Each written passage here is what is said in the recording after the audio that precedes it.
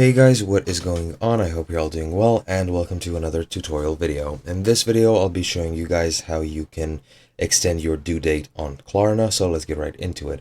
First and foremost, Klarna is an online shopping application which will assist you in shopping in several retail stores around the world.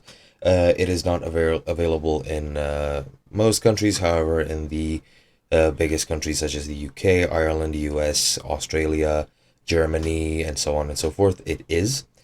And yeah, it just helps you shop online. It helps you uh, buy things with a payment date at a later date, as you can see here. And you can just, I think you can check the stock of several stores that are listed here, and there are several things that Klarna does.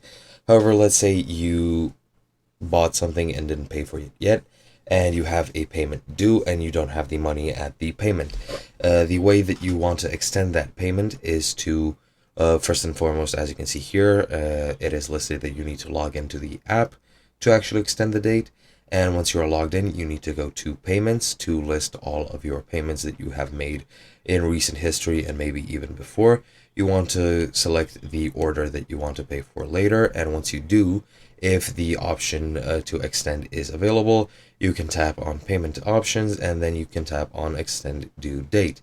Keep in mind that you cannot extend due date indefinitely. You will need to pay at a certain point. So you cannot extend it infinitely. There is a maximum, which I don't know what the maximum is.